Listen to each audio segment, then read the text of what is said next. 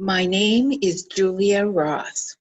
I'm Voter Services Chair for the League of Women Voters, Whitewater area. I've been involved with voter registration and voter education for more than a decade, and it's something I feel pretty passionate about. The League is a nonpartisan political organization.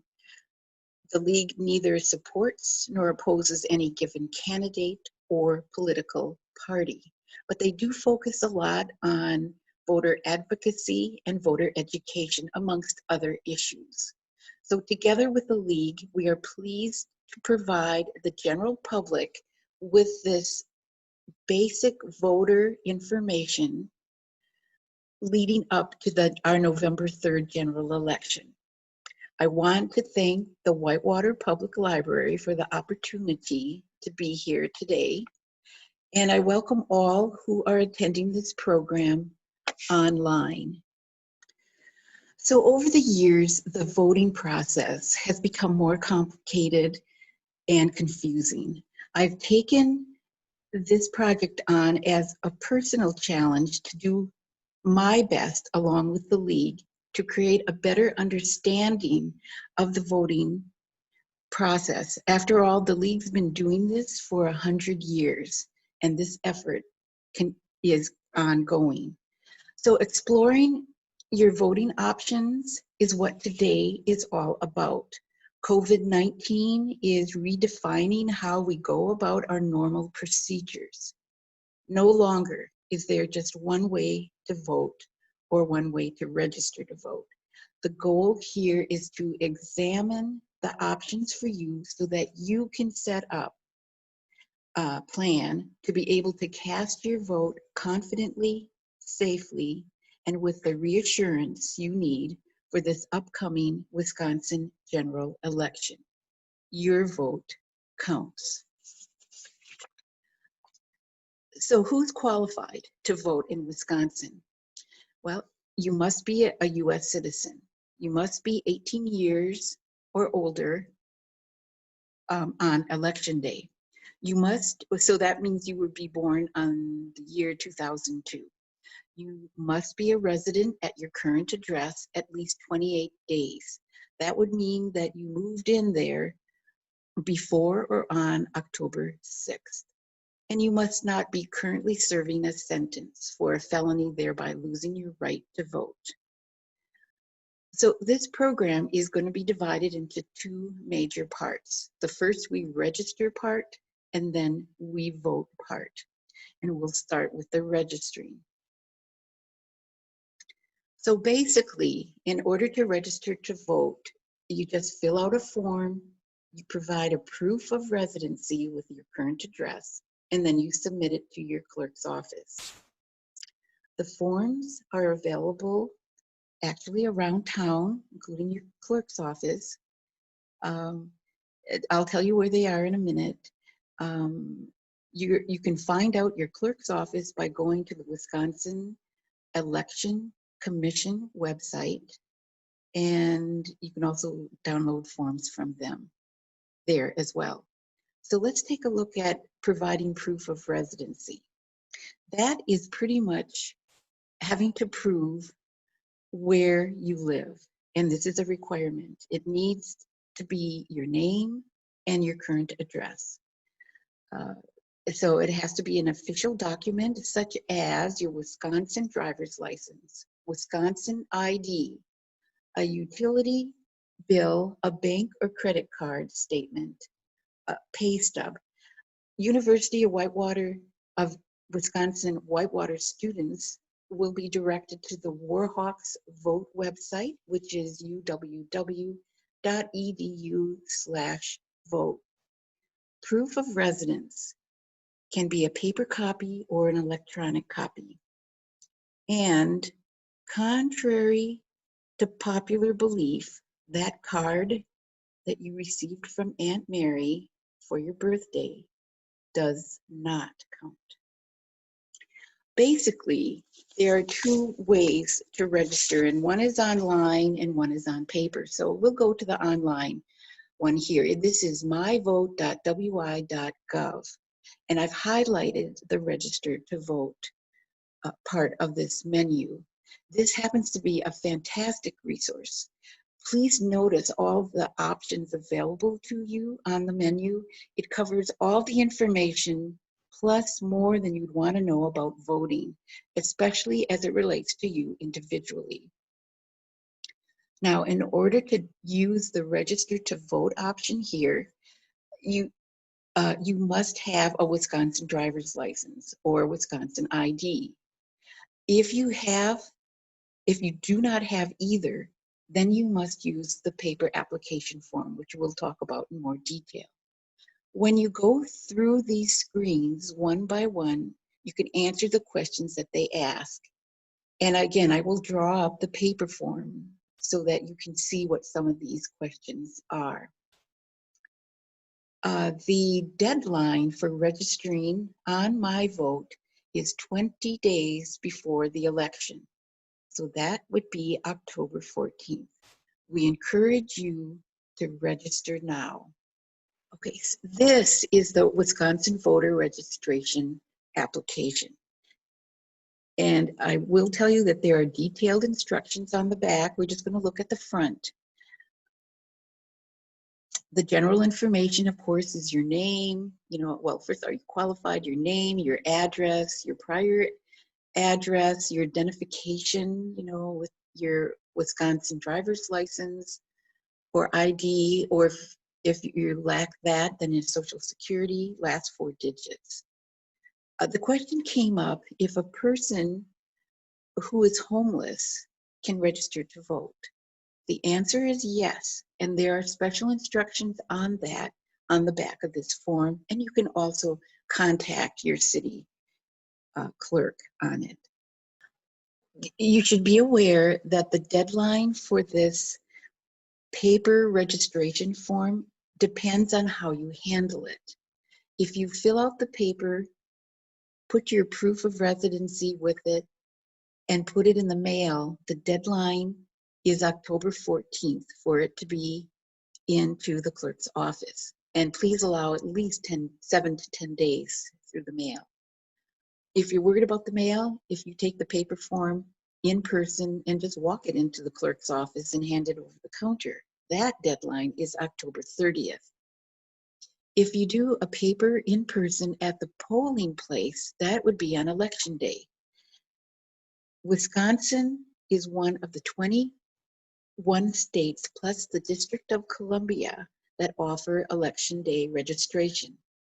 And when I work the polls, I do these election day registrations, and I encourage you to register as soon as possible and just don't wait for anything.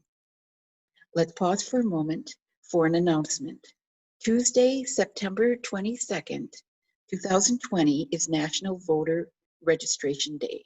The League is sponsoring a voter information drive-through in the parking lot by Cravath Lakefront Community Center from noon to 6 p.m. We'll have voting materials available and forms to hand out. So right now I'm going to shift from the registration to the voting part. First we register, then we vote. Unfortunately, the terminology is a little confusing, but please don't give up. It's really worthwhile to know what your options are. And also there's a cute little video coming up in a couple slides that you'd want to see. So there are 3 voting options for you to consider. Vote absentee from home, which comes in 2 parts, of course. You have to request the ballot, and then you have to mark, when you receive the ballot, you have to mark it and return it. Number 2, you vote in person absentee at the clerk's office. And that's where I think that terminology gets a little confusing. We also kind of call that sometimes early voting. And then the 3rd option is vote in person at the poll on election day. But no matter what option you choose, a photo ID is required. And this has been the law for a couple of years now. Again, your official documentation must include a photo, a name, and an expiration date, such as your Wisconsin driver's license, a Wisconsin ID, a passport, a military, tribal, or veteran affairs ID. And again, UW-Whitewater students, I will refer you to the Warhawks Vote website to get the special instructions on what you need to do. Okay, so we are talking about our first option to vote, which is vote absentee from home. An absentee vote is a vote cast by someone who is unable or unwilling to be present at the official polling place on election day. Wisconsin has a no excuse absentee voting, so no reason needs to be given. So again, the voting absentee comes in two parts.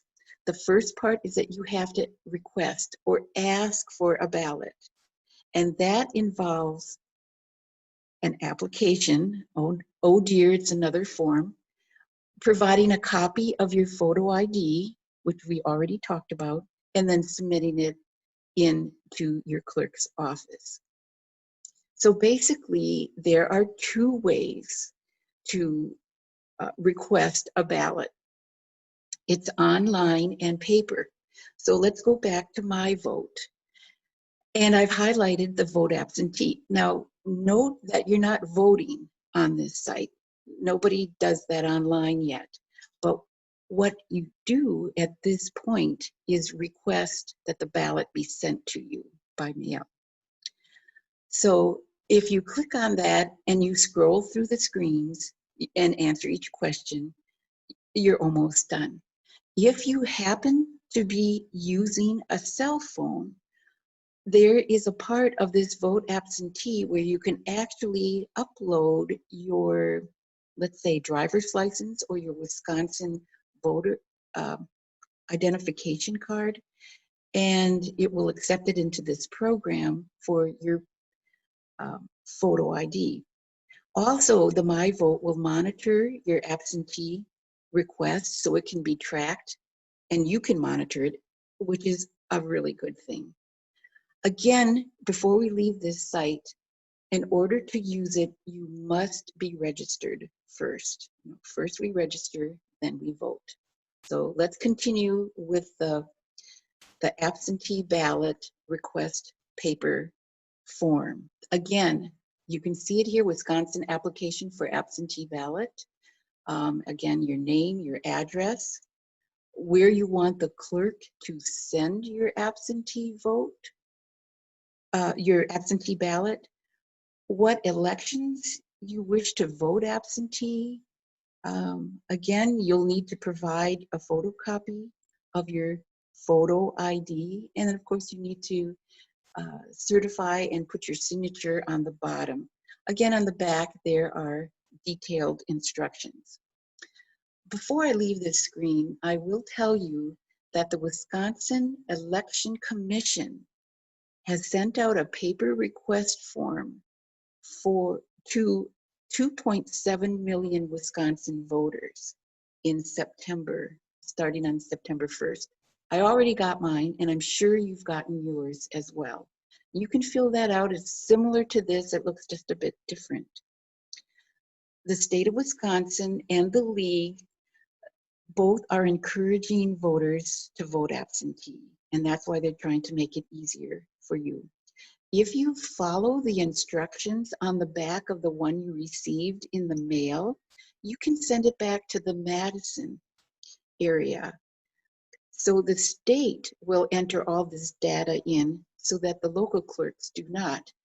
The local clerks will be inundated with a lot of requests for absentee, and that's one way they can share the work. But don't worry, you can always just hand in your filled application to the local clerk by walking it in or mailing it in. Now, the deadline for applications for absentee ballot is October 29th, but please note that that is not enough time to turn around this request and have a ballot mailed to you, and you mail it back by November 3rd. So please allow plenty of time for the mail delivery. Okay, so your request has been approved. Your ballot has been mailed to your home. You have it in your hands. What's next? Well, here's the special treat. We are having a 1 minute and 13-second video that was made by the City of Madison.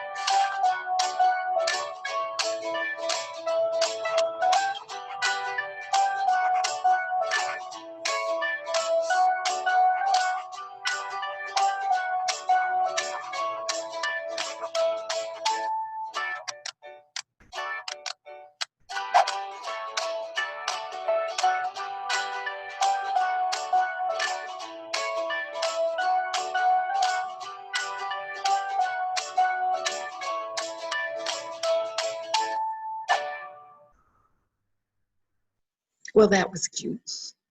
Well, I can't stress enough how important it is to sign, date, plus get your witness to sign and address your return envelope.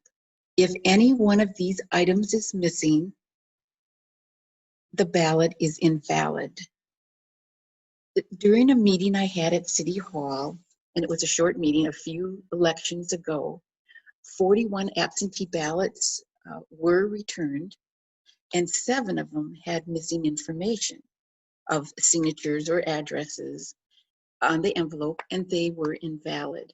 Now, a lot of the clerks can take time and send them back to the voter to make amends there, but if we're getting the crush of them as we anticipate, that probably won't be possible.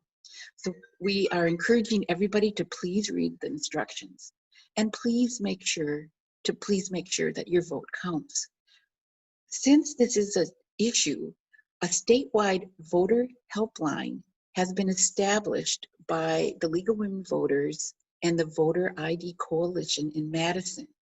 If a voter is sheltering at home due to the COVID-19 and is unable to find a witness for the absentee ballot, they can call the helpline, who will then channel the call back to a local league who can serve as their witness. Our local league has 9 members on standby to assist with witnessing. And we would also encourage you to help a friend and be their witness and make this process easier for them. The voter helpline number is 608-285-2141. And I'll have the number at the end under the resources. Okay, so we're still on voting with the absentee ballot. And we already did the request. We already did how to fill out the ballot and how to prepare it and get it into the envelope. And now this other part is how to return your absentee ballot. Now remember, the deadline is November 3rd for all of this, but the sooner you do it, the better and safer it will be. You can return the ballot by mail to the clerk's office. But again, allow plenty of time, and it needs to be there by 5 p.m. on November 3rd because the clerk's office closes at 5. Now you can go to number 4, drop it off the ballot in person at the poll on election day, and that would be till 8 p.m. at night. You can also, number 2 here, drop off the ballot in a secure drop box. The city just got one, of these boxes. It's in the vestibule of the Whitewater City Hall. You need to check with your community to see if a secure drop box is available there. Or you can also drop off the ballot in person at the clerk's office anytime that they are open. Okay, so we talked about voting absentee. This is the second one, is vote in person absentee, which has that funny word, but it's also called early voting. This will take place in the clerk's office during the 2-week period before the election, and that's starting October 20th. Each clerk will set up their own dates and hours as to when they're available. And this way we can, what you do is you walk in, you present your valid photo ID, you receive a ballot, you mark it, vote, you place the ballot in an envelope provided and sign and date the outside of the envelope. The clerk will provide the witness and the signature, the witness signature and address. And finally, the clerk will keep the envelope secure until it is opened and processed at the poll on election day.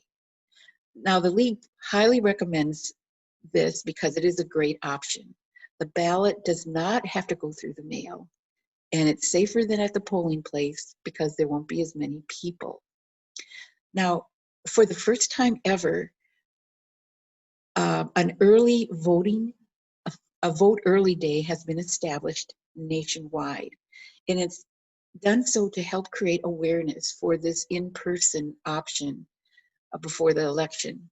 The League is one of the nonprofit, nonpartisan supporters, and the date of this day is October 24th, 2020. So our local league has received a commitment by our local city clerk to do this early voting at City Hall that Saturday from 9 to noon.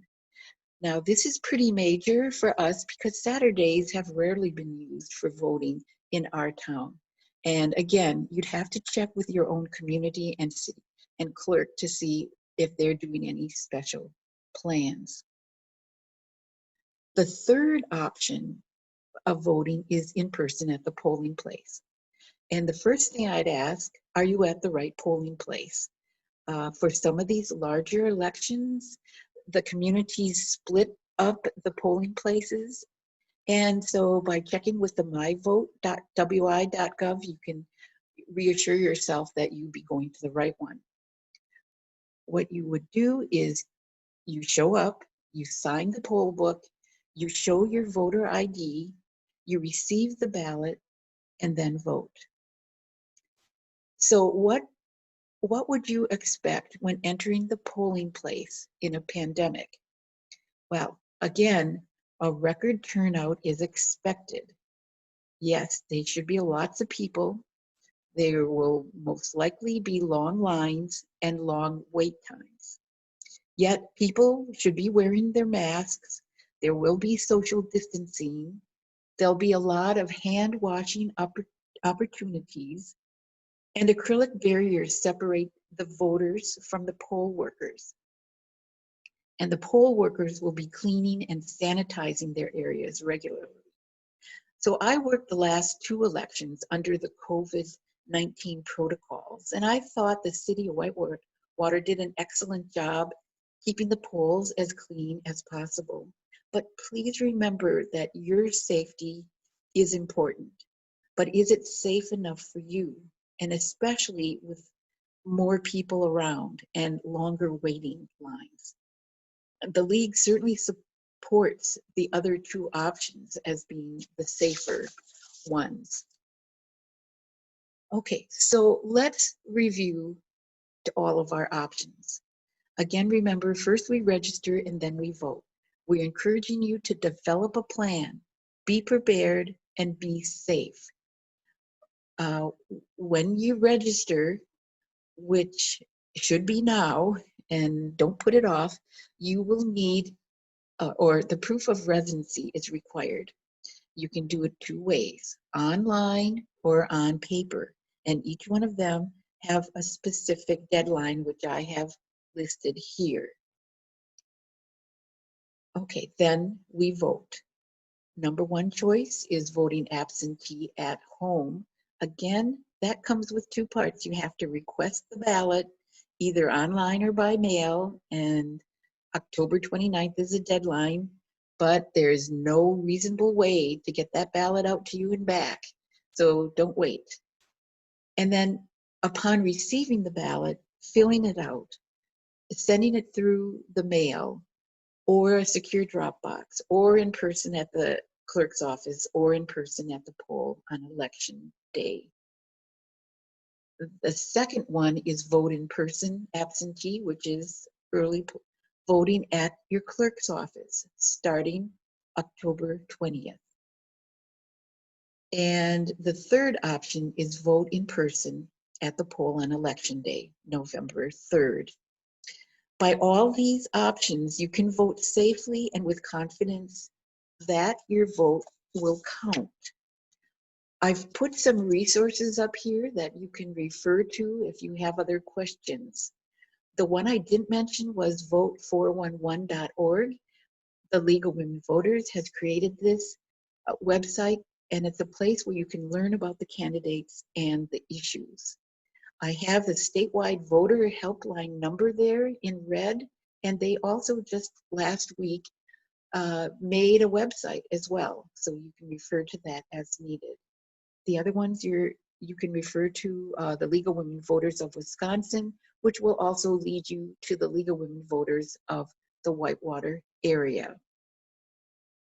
Your vote is your voice. Be heard on election day, and thank you.